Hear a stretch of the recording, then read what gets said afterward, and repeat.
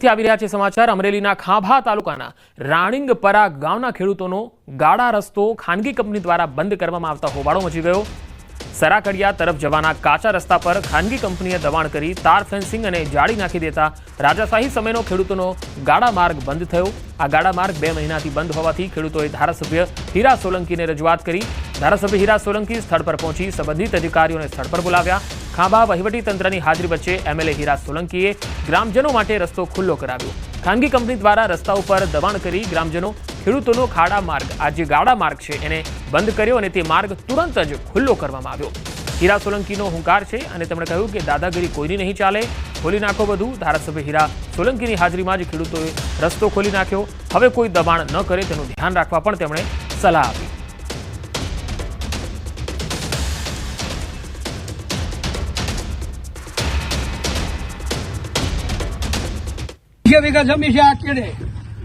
तो પછી એમ કેમ ચલાવી લેવાનું એમ એમને ચલાવી લેવાનું દાદાગીરી બીજું હું દાદાગીરી કોઈની નહીં હલાવવાની દાદાગીરી કોઈની નહીં હલાવવાની ભાડો એમ રસ્તો તો બંધ થઈ ગયો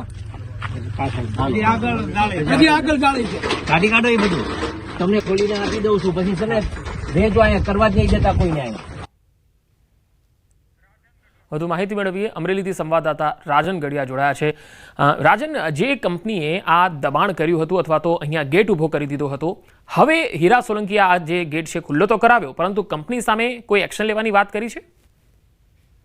પંકજ, જે રીતે આ જે રસ્તો છે, જે ગાડા રસ્તો છે, લગભગ રાજાશાહી વખતથી આ રસ્તો આવેલો છે ખેડૂતોનો, અને લગભગ આ રસ્તેથી 250 વીઘા જમીનમાં ખેડૂતો પોતાના ખેતરે જતા હોય છે। પરંતુ છેલ્લા 2 મહિનાથી આ કોઈ એક ખાનગી કંપની છે તેમણે આ રસ્તા પર કબજો કરી લઈ અને ગેટ બનાવી દીધો હતો।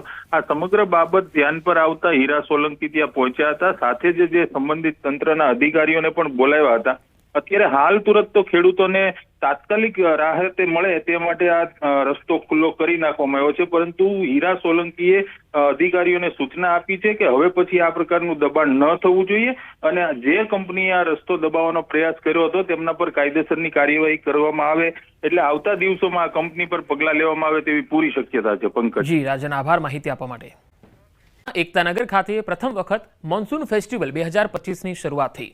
ગુજરાત પ્રવાસન નિગમ લિમિટેડ અને નર્મદા જિલ્લા વહીવટી તંત્ર દ્વારા આગામી 17મી સપ્ટેમ્બર સુધી કાર્યક્રમનું આયોજન કરાયું। આ કાર્યક્રમની શરૂઆત જિલ્લા કલેક્ટર એસ કે મોદી અને જિલ્લા અગ્રણી નીલ રાવની ઉપસ્થિતિમાં કરાઈ।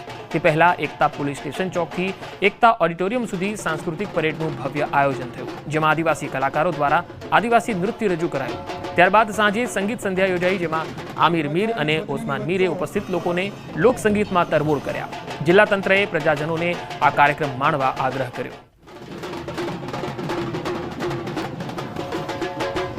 મોન્સૂન ફેસ્ટિવલ આ વખતે પહેલી વખત નર્મદા જિલ્લામાં ઉજવવામાં આવી રહ્યો છે, જે અંતર્ગત વિવિધ કાર્યક્રમો થઈ રહ્યા છે। સાંસ્કૃતિક કાર્યક્રમો સતત 5 દિવસ સુધી ચાલવાના છે અને એ રીતે નર્મદા જિલ્લાના આદિવાસી ભાઈઓ અને બહેનોને સાંસ્કૃતિક વારસાનું જતન કરી શકે અને આર્થિક ઉપાર્જન કરી શકે, તદુપરાંત પોતાની જે કલા છે એ પ્રદર્શિત કરી શકે એવો સરકારશ્રીનો આ એક પ્રયાસ છે।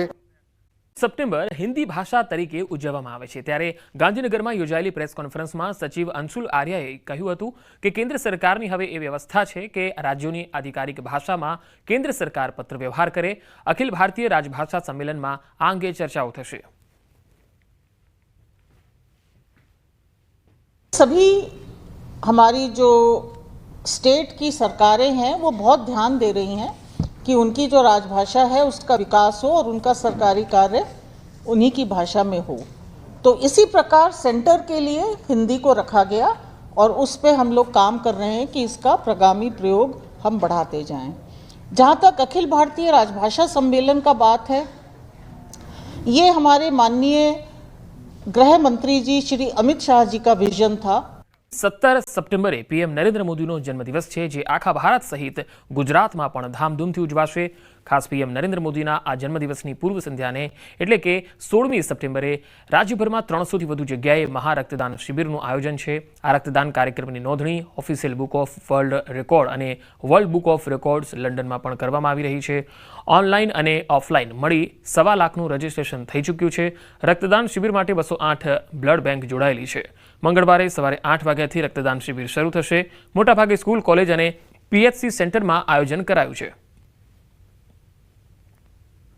વિશ્વ રક્તદાન દિવસ 14 જૂનના રોજ ગુજરાત રાજ્યના તમામ કર્મચારી મંડળો, ગુજરાત રાજ્યના તમામ શૈક્ષણિક સંઘોએ ભેગા થઈ અને તમામ આગેવાનો જે અહીંયા ઉપસ્થિત છે બધાએ ભેગા થઈને ઠરાવ્યું કે આપણે આ વખતે આદરણીય પ્રધાનમંત્રીશ્રીના જન્મદિવસે ઓપરેશન સિંદૂરની સફળતાની ઉજવણીના ભાગરૂપે સમગ્ર રાજ્યની અંદર એક જ દિવસની અંદર સૌથી વધુ રક્તદાન માટેનો એક પ્રયાસ કરીએ, એક વિશ્વ વિક્રમ પણ સ્થાપિત કરવાનો એક પ્રયાસ કરીએ. એ પ્રકારનું બધાએ ભેગા થઈને ઠરાવ્યું. બાળકોને થેલેસેમિયા બાળકોને બ્લડ મળી રહે તેના માટે, બીજું કે નરેન્દ્રભાઈ મોદી સાહેબના જન્મદિવસ નિમિત્તે ઓપરેશન સિંદૂરને લક્ષ્યમાં રાખીને ઉજવણી સ્વરૂપે 16/9 2025ના દિવસે રાજ્યના તમામ કર્મચારી સંગઠનો, મદદગાર પરિવાર તેમજ તમામ યુનિયનો દ્વારા એક સહિયારો પ્રયત્ન કર્યો છે. અમે 16/9/2025ના રોજ 378 સ્થળ ઉપર એક સાથે બ્લડ ડોનેશન કેમ્પ યોજી રહ્યા છીએ. મારા તાલુકા કક્ષાના, જિલ્લા કક્ષાના તમામ મંડળોના કર્મચારીઓ, એ શિક્ષક હોય, પોલીસ પરિવાર હોય, ગ્રામ સેવક હોય, આરોગ્યનો કર્મચારી હોય, એસટી કર્મચારી હોય કે કોઈ પણ મંડળોના કર્મચારીઓ હોય, તમામ કર્મચારીઓ એક જાડે અનેરો ઉત્સવ છે ગુજરાતમાં 16 તારીખનો અને ગોલ કર્યો છે કે માનનીય નરેન્દ્રભાઈ મોદીના જન્મદિવસનું ઉજવણી એવી રીતે કરવી કે કર્મચારીઓ દ્વારા એક બ્લડ ડોનેશન કેમ્પ કરીને એક સમાજ ઉપયોગી કામ થાય. ગુજરાતનો સૌથી મોટો હિરણ 2 ડેમ તેની 29 ફૂટની પૂર્ણ સપાટીએ પહોંચીને 100% ભરાયો છે. ડેમ સંપૂર્ણ ભરાતા વેરાવળ પાટણ સંયુક્ત નગરપાલિકા, સૂત્રાપાડા શહેર, 3 ઔદ્યોગિક એકમો અને સોમનાથ આવતા ભાવિકો માટે પાણીની સમસ્યાનું નિવારણ થયું. તાલાલા તાલુકાના ઉમરેઠી ગામે આવેલો હિરણ 2 ડેમ તેની સંપૂર્ણ સપાટીએ ભરાઈ ગયો છે. ડેમ છલકાતા હવે આ વિસ્તારના લોકોની પાણીની સમસ્યા આગામી 1 વર્ષ માટે હળવી બની ગઈ. ચાલુ વર્ષે ગીર સોમનાથમાં દર વર્ષ કરતાં ઓછો વરસાદ નોંધાતા ખેડૂતો અને શહેરીજનો પાણીની અછતનો સામનો કરે તેવી ભીતિ સેવાઈ રહી હતી. પરંતુ હિરણ 2 ડેમ સંપૂર્ણપણે ભરાઈ જતા આખું વર્ષ પાણીની સમસ્યા દૂર થઈ છે. લોકોમાં ખુશીની લહેર વ્યાપી ગઈ છે. તાલાળા ગીર અને વેરાવળ પાટણ સંયુક્ત નગરપાલિકા સહિત સોમનાથ મંદિરે આવતા ભાવિકોના જીવાદોરી સમાન ગણાતો હિરણ 2 ડેમ છે તે હાલ સંપૂર્ણ સપાટીએ ભરાયેલો છે. ગઈકાલે જ આ ડેમ છે તે સંપૂર્ણ સપાટીએ ભરાયેલો છે. ડેમની ક્ષમતાની જો વાત કરવામાં આવે તો 29 ફૂટ હાલ પાણીનો જથ્થો છે તે આ ડેમની અંદર છે. એટલે કહેવામાં આવે તો આ ડેમ સંપૂર્ણ રીતે ભરાતા સોમનાથ ટ્રસ્ટ સહિત સૂત્રાપાડા નગરપાલિકા, વેરાવળ પાટણ સંયુક્ત નગરપાલિકા અને 10 થી 12 જેટલા ગામો છે તેમને સિંચાઈ માટેનું પાણી છે તે આ ડેમમાંથી પૂરું પાડવામાં આવે છે. ત્યારે હજુ પણ ચોમાસાએ ગુજરાતમાંથી વિદાય નથી લીધી, પરંતુ જો વરસાદ વધુ વરસશે ગીર જંગલની અંદર અથવા તો તાલાળા પંથકની અંદર તો આ જે ડેમના દરવાજા છે તે વધુ ખોલવાની ફરજ પડશે. કારણ કે હાલ પણ ડેમના દરવાજા 0.10 મીટર છે તે ખુલ્લા રાખવામાં આવ્યા છે. દિનેશ સોલંકી, ન્યૂઝ 18 ગુજરાતી, ગીર સોમનાથ. બનાસકાંઠા જિલ્લામાં આવેલા ભારે પવન સાથે વરસાદે તારાજી સર્જી ખેતી સાથે બાગાયત ખેતીને પણ બરબાદ કરી દીધી. થરાદ તાલુકાના જાણદી ગામમાં દાડમની ખેતી કરતા ખેડૂતોને માથે હાથ દઈને રોવાનો વારો આવ્યો છે.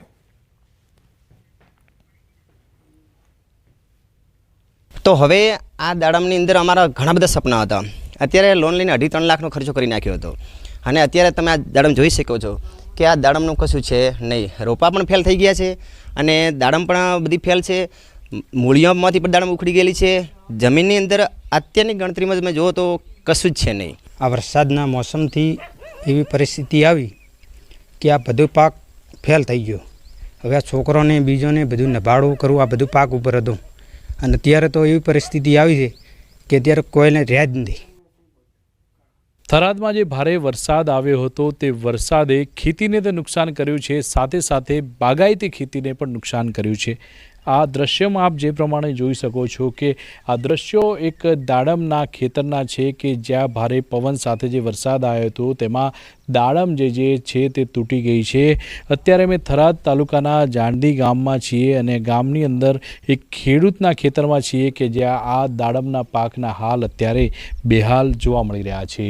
પવન એટલો ભારે હતો કે પવન સાથે આ દાડમના જે નાના વૃક્ષો હતા તે પણ ધરાશય થયા છે, મૂળમાંથી ઉખડી ગયા છે. જ્યાં નજર કરો ત્યાં દાડમ તૂટેલી જોવા મળી રહી છે. આમ લાખો રૂપિયાના ખર્ચે આ દાડમ એટલે કે બાગાયત ખેતી તરફ ખેડૂતો વળતા હોય છે અને જ્યારે ભારે પવન સાથે વરસાદ પડે છે ત્યારે આ ખેડૂતોની હાલત જે છે તે દયનીય બની જાય છે. કિશોર તુવર, ન્યૂઝ 18 ગુજરાતી, થરાદ. બનાસકાંઠાના સુઈ ગામમાં જળબંબાકારની સ્થિતિ સર્જાતા લોકોના ઘરો, દુકાનો બધું જ પાણીમાં ગરકાવ થયેલું છે. એવામાં હવે સુઈ ગામમાં સર્વે અને કેશડોલની શરૂઆત થઈ, પરંતુ અધિકારીઓ દ્વારા કેશડોલ માટે Aadhaar card, ration card, bank passbook માંગવામાં આવી રહી છે. મકાનો પાણીમાં છે, દુકાનો પાણીમાં છે, ત્યારે લોકો ડોક્યુમેન્ટ ક્યાંથી લાવે? આ મોટો સવાલ છે, પરંતુ અધિકારીઓ તો ક્યાં સમજે? એમને તો ડોક્યુમેન્ટ આપવા પડે.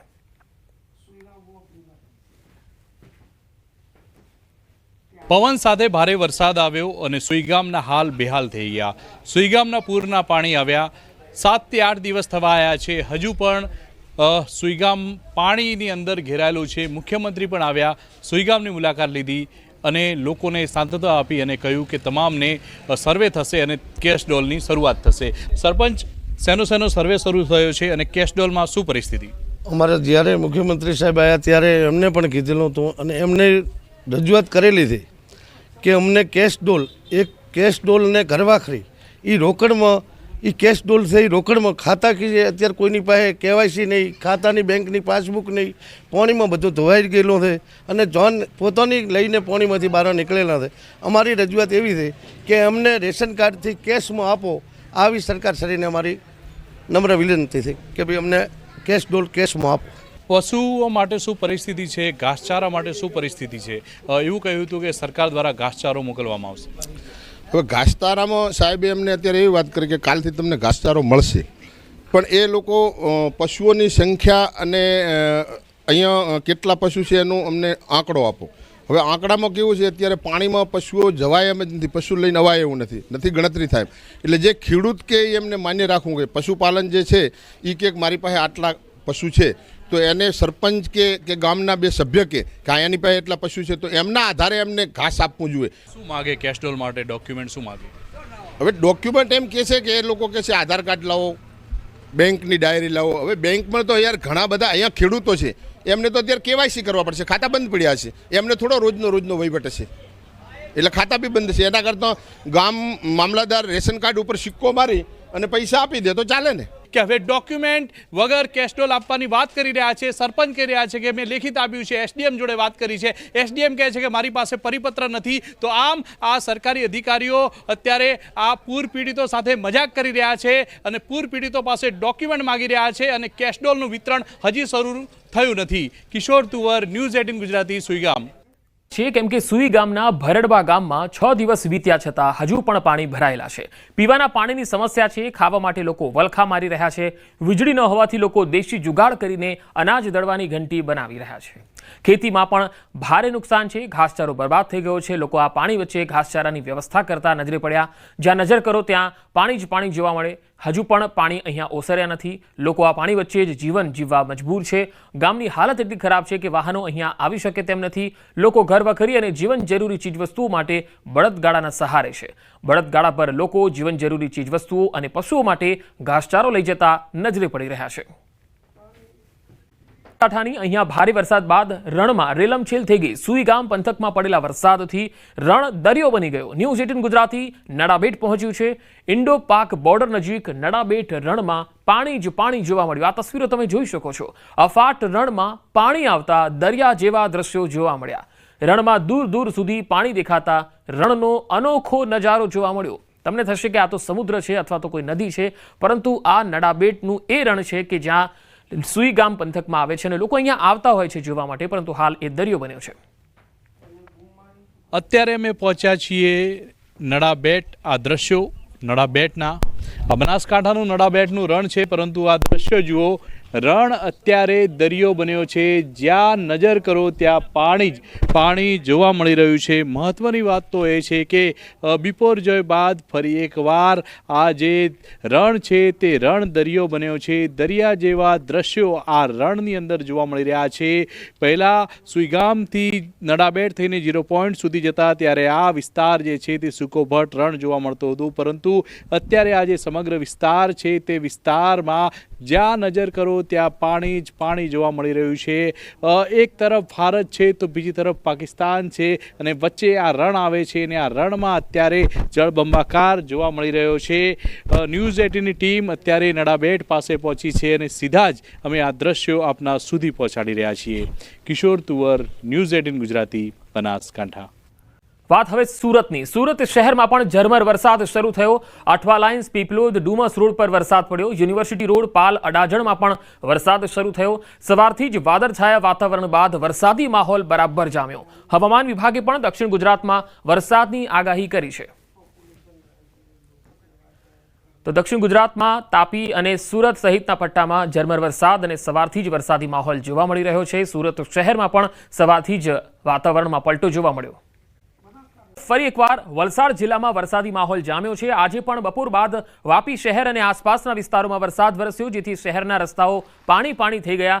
વાપી સાથે જિલ્લાના અન્ય તાલુકાઓમાં પણ છૂટો છવાયો વરસાદ વરસ્યો। હવામાન વિભાગે પણ વલસાડ જિલ્લામાં ભારે વરસાદની આગાહી કરી છે। આજે વાપી સાથે ઉમરગામ, પારડી, વલસાડ અને ધરમપુર, કપરાડાના વિસ્તારોમાં છૂટો છવાયો હળવો વરસાદ નોંધાયો છે।